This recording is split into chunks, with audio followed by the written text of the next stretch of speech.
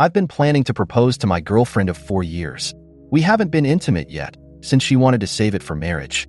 She went to a birthday party with some online friends from a Discord gaming server. 4 of them went back to her apartment after the party was over and had intimacy with her. She's begging me not to dump her over this. Is there anything left to save here at all, or do I just dump her? My girlfriend, we'll call her Katie, and I met in college and have been together for 4 years. I'm the first person she's ever had a relationship with because her parents were strict in high school. Our parents are religious and don't believe in cuddles before marriage, and while I don't really care, she's very close with her parents, so we've been waiting. Now that she's graduated, I was planning on proposing within the next few months. I had a ring picked out and everything. I was head over heels for this girl. That all changed last night. Or last weekend. Really. Katie has had a male best friend since high school that her parents never liked because he claimed to be gay. Let's call him Liam. She was excited to be going to the same college as him because it meant they could hang out as much as they wanted. I've never been a big fan of the male best friend thing, but he's gay, so whatever. Except 2 years ago, he came out as bisexual. I never really liked the vibes when he was around her, so I asked Katie to stop hanging out with him alone. She accused me of not being supportive of him and trying to control her, just like her parents. I told her it was her choice if she wanted to keep seeing him alone, but I wouldn't be sticking around for it. It was the biggest problem we'd ever had in our relationship, but we worked through it. The compromise was that Liam and his boyfriend could hang out with me and my girlfriend together as couples, but never alone. I never wanted to cut her off from her friends. With this stipulation, however, the 4 of us only got together twice before Liam ended up transferring to a different college over the summer. My girlfriend stayed in contact with them over Discord, stayed friends with both of them when they broke up, and formed a gaming server with them and some of their other friends. Most of these friends were men, but she assured me nothing funny was going on. Most of them even had girlfriends, she said. Last weekend was Liam's birthday party, and he invited her. Katie wanted to talk to me about it first, to make sure I was okay with it. She said she wanted to go since she hadn't seen him in 2 years, and it was only a 2-hour drive away. A bunch of her friends from the Discord server that she had never met in person before were going to be there, women included, and Liam's girlfriend would be there too. Since I had a weekend trip planned, leaving Friday, returning Sunday, I unfortunately wouldn't be able to go with her, but I told Katie I trusted her and had no problems with her going to see her friends. The problem started Saturday night. She texted me in the morning when she was leaving for the party. She texted me when she got there, and she texted me a couple times throughout to check in. Katie told me that she had planned on driving back around 9 or 10, but it was around that time that the text messages stopped. I assumed she was just having a good time and didn't want to seem controlling, so I didn't bother her. I did stay up to watch her location and make sure she got home, though, and she did, around 2 a.m. It was unusual, but I trusted her and didn't want to make any assumptions. I would call her in the morning and she would explain that she just got carried away having fun with her friends, I thought. I called her Sunday morning and she didn't answer. She texted back a few minutes that she had been sleeping, had a hangover, and wasn't feeling well. That was very strange, because Katie doesn't drink. I told her to drink lots of water and that I hoped she felt better and got on my flight home. When I arrived at my apartment, I found her curled up in my bed in the dark. She has a key to my apartment, but hardly ever needs it because usually I'm with her to do the unlocking. I asked her why she hadn't stayed at her apartment to rest up, but she didn't say anything. Since then, the entire week, she has been saying she's not feeling well and has not left my room. She's taken off work, and I've been going home on my lunch breaks to make sure she was eating. I was worried about her, but in the back of my mind, I was also suspicious about what had happened at the party over the weekend. Late last night, Katie woke me up from the couch sobbing. It was the first time she had left my room since I'd gotten home, other than to use the bathroom. I consoled her until she had calmed down enough to be coherent and asked her what was wrong. She told me she had done something horrible. She told me Saturday night she had somehow gotten really drunk on accident, and Liam offered to drive her home. 3 of her friends from the gaming server on Discord got in a second car to follow them, to take Liam back home after they got to Katie's apartment. They helped her up the stairs and into her apartment. Then, she said, she had cuddles with them. All of them. All 4 men. Katie said she doesn't remember most of it, that she was really out of it. She said she's been sick ever since trying to figure out how to tell me, because she loves me so much and didn't want to hurt me. Didn't want to hurt me, but gave away her virginity that she was supposedly saving for marriage to 4 other men, instead of the man who spent the past 4 years caring for her. She said she wanted to tell me right when I got back, which is why I found her in my apartment, but she couldn't bring herself to because she didn't want to lose me. She begged me not to break up with her.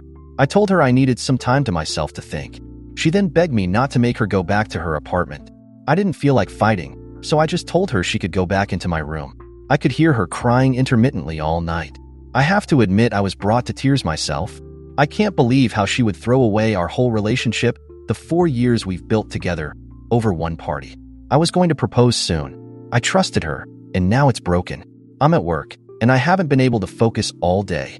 Part of me wants to tell her to get out the second I get home, if she's still there, and that I never want to see again. Part of me wants to talk to her more and see if there's anything left to salvage. I can't tell which side is more unreasonable. How do I navigate this? Update 1. My M26 girlfriend, F22, had cuddles with the male friends she told me not to worry about. Now she's begging me not to break up with her. How do I navigate this? Trigger warnings all over this. Sorry for everyone who didn't get that on my last post. My girlfriend has gone to bed early and I have nothing better to do, so I'm finally getting a chance to write this. First, something you can skip through to the actual update if you don't care. I think my other post was taken down for being fake.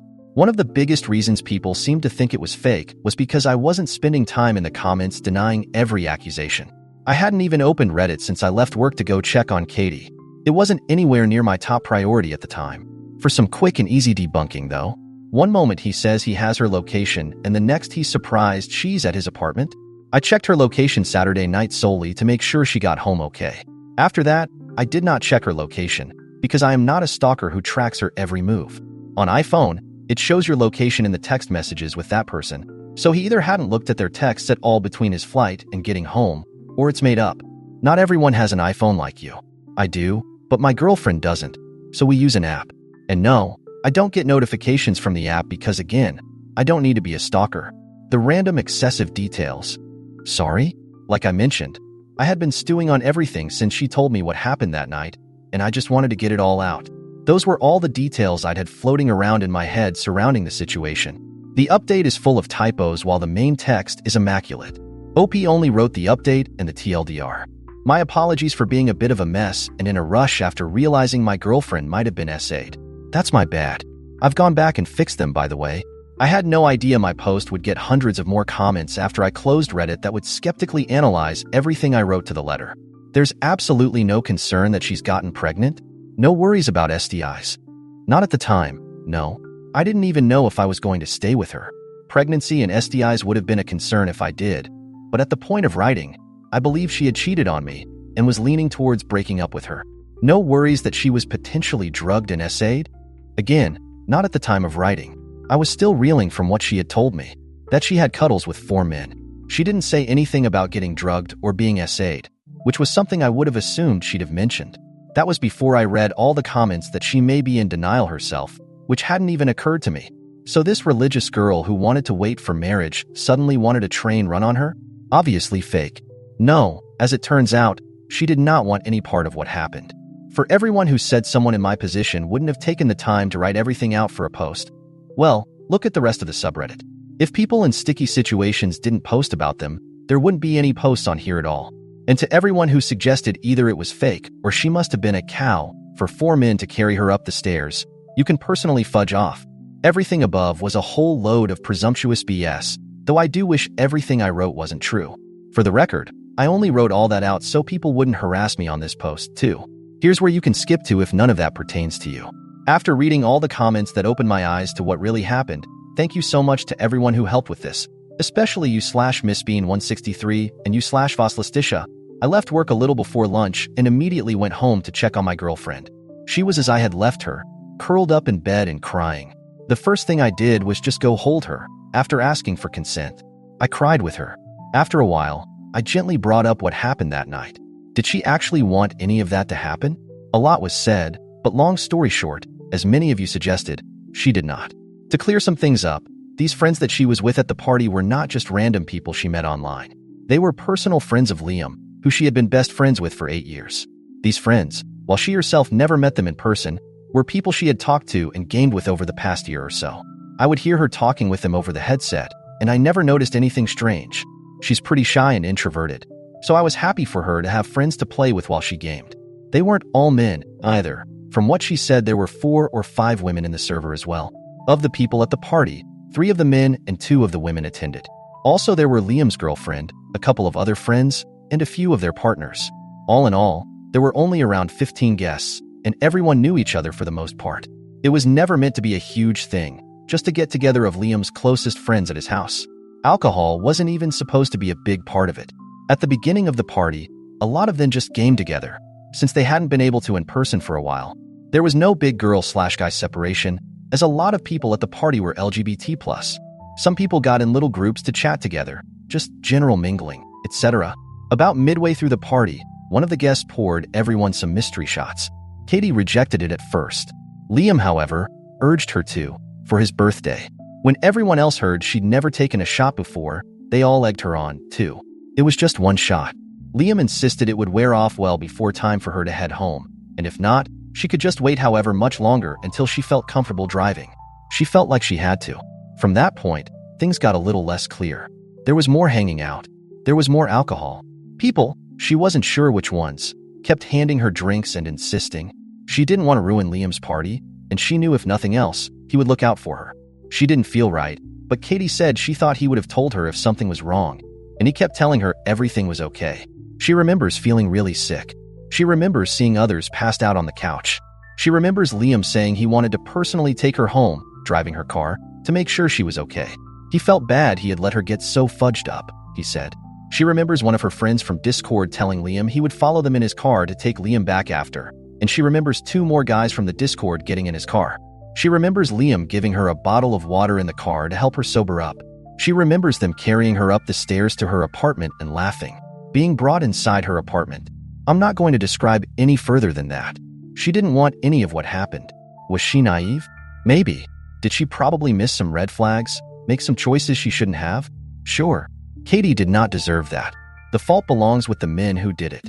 She didn't want to file a police report, and I'm not giving her an ultimatum thanks to advice from commenters, as well as what should be common empathy. I've read up a lot on how horrific that can be, and I'm in full support of her decision. Of course, if she ever changes her mind and decides she does want to file a report, I'll be there for her through that too. What we are going to do is see a doctor. Part of the reason Katie says she spent most of this time curled up in bed is that she has been in a lot of pain. She really doesn't want to be poked and prodded at down there, but after some convincing and assurance, she agreed. She's going to be seen on Monday, and also going to get pregnancy and STI testing, which we're equally worried about, done while we're there. Over the weekend, we've talked a lot. We've both cried a lot. There's been lots of hugs, and giving SOS when needed. I have opened the curtains in the bedroom, so she gets sunlight in there, at least. For anyone who was concerned, no, I'm not making her go back to her apartment. For the assholes who suggested it, no, I'm not leaving her, before or after her healing, to find someone who isn't damaged. And no, I will not be ratting her out to her parents. I'm taking the entirety of next week off to stay home and take care of her, go to as many doctor's appointments as needed, set up therapy, etc. I don't think I can ever make up for leaving her alone the way I did this past week, but I will be there for her through anything and everything that comes next, whatever that may mean. Again, thank you to everyone for my first post who helped me realize what an egocentric dumbass I was being. I hope this update helps everyone who was concerned. Katie isn't okay right now, but hopefully we can get there. Relevant comments. Commenter. I read your update and opt you do what you feel is best, but I want to add something to make sure she thinks about. Because as much as I want to say it is about herself, it's not. It's about every woman these pieces of shit do this to. Because Katie was not the first, and she will not be the last these assholes essay. If she is not willing to do the right thing and file a essay report, then she is willing to let this happen again and again and again. Also, Liam, her friend, you need to go to him and ask him why he left her to be essayed. He did this, he allowed it to happen. This falls on his shoulders, and he is either with her or against her. She needs to let her parents know. If she is not willing to do this, then please don't update anymore, because you are staying with a cheater. Opie, I'm not going to give her an ultimatum. I'm not going to call her a cheater because she doesn't report. SA victims have committed uninstallation after the re-traumatization that comes with reporting and everything that follows. I took the time to look into it deeply. Have you? Or are you making assumptions about what goes on in our justice system when you haven't experienced it yourself? Spoiler alert, even if she did report, all 4 of them would most likely walk. I'm not making her tell her uber-religious parents just so they can slut-shame her, either. Fudge, man. None of this is on her. The men who did this are the ones who need to be willing to do the right thing and stop fudging essaying. Update 2. So, things have taken a wild turn since I last posted. This isn't the kind of update I thought I'd be writing, but here I am, trying to make sense of what just went down. Let's rewind. After the doctor's appointment, Katie got her tests done, and thankfully, all results came back negative. Physically, at least, she's okay, and that's a small relief in this mess. She started therapy too, and I've been trying my best to be supportive. I even went with her to a session, mostly just to sit there in the waiting room like a zombie, scrolling through Reddit and wondering if my life is a freaking movie at this point. Katie's been trying to heal, but things have been off. I don't know how else to put it. She's distant. Like, really distant. She curls up on the couch when we watch TV, but it's like she's not even there. I've been walking on eggshells around her, trying not to set off any more emotional landmines. It's like I'm scared to ask how she's doing because I'm terrified of the answer. But here's where it gets crazy. Last night, I got home from grabbing groceries, and Katie was sitting at the kitchen table, staring at her phone like she'd just seen a ghost. I asked her what was up, and she looked up at me with these wide, terrified eyes and said, "Liam called me." Now, let me be clear, Liam and I haven't spoken since I found out what happened. I've been seething in silence, trying to hold it together for Katie's sake, but she hadn't mentioned him since everything went down. I assumed, or hoped, that Liam was out of the picture for good. Apparently not. Katie told me Liam had called her out of the blue. He was crying, saying that he had no idea what was going to happen at that party, that he thought the guys were just going to help get her home safely, and that he was so sorry. He claimed he didn't realize what they were capable of. But and here's the kicker, he started begging Katie to help him. Turns out, one of the other guys who was there that night has been sending Liam threatening messages. Like, blackmail level stuff. I don't know what these messages said, and I don't really care. What I do care about is the fact that Liam suddenly decided to involve Katie in his drama after everything she's already been through. Katie didn't know what to do. She said Liam was freaking out, saying that the guy threatened to tell the police everything, and Liam was scared it would all come crashing down on him too. He asked Katie if she could just tell the police that nothing happened that night, that it was all a misunderstanding, and that she was fine. Katie, being the emotional wreck she is right now, told me she was actually considering it. She doesn't want to deal with any of this anymore, and she's desperate to make it all just go away. That's when I lost it. I mean, I don't yell often, but this was too much. I told her there's no way in hell she's going to lie to protect Liam or any of those scumbags. She just stood there, looking like a deer caught in headlights, while I went on this tirade about how none of this should even be on her. I might have gone a little overboard, but seriously? The guy who was supposed to be her best friend is now trying to manipulate her into covering up the worst night of her life? Katie broke down again, sobbing on the kitchen floor. And I didn't know what to do. I just stood there, feeling like I was losing control of everything. This whole situation has turned into something I can't even wrap my head around. Liam's betrayal, these other guys, the police, it's all spinning out of control. But then, while Katie was still crying, my phone buzzed. A message from an unknown number. I opened it, and my stomach dropped. It was a video of Katie. That night, I didn't watch more than 2 seconds before I slammed the phone down. My hands were shaking, my heart was racing, and all I could think was, this is so much worse than I thought. Someone had recorded everything that happened, and now they were sending it to me. Katie saw my reaction and asked what was wrong. I couldn't lie. I told her, and that's when she went into full-on panic mode. She grabbed my phone and looked at the message, then ran into the bathroom and locked the door. I could hear her screaming from inside, and it broke me. Now I don't know what to do. The video means someone else out there has more leverage over Liam, over me, I guess. Katie's been locked in the bathroom for hours now, and I'm just sitting here on the couch, staring at my phone. Update 3. Alright, here we go. This will be the last time I write about any of this because, honestly, I don't think I can take much more. Things have reached a boiling point, and I'm still not entirely sure how I feel about it all, but here's what went down. After Katie locked herself in the bathroom, I just sat there, trying to figure out what the hell I was supposed to do next. It felt like everything was falling apart all at once. There was a video.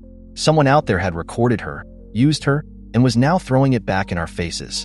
I kept getting up, pacing, trying to knock on the bathroom door and calm her down, but every time I did, she just screamed at me to leave her alone. I couldn't blame her. I didn't know what to say that would make anything better. Finally, after what felt like an eternity, the bathroom door creaked open.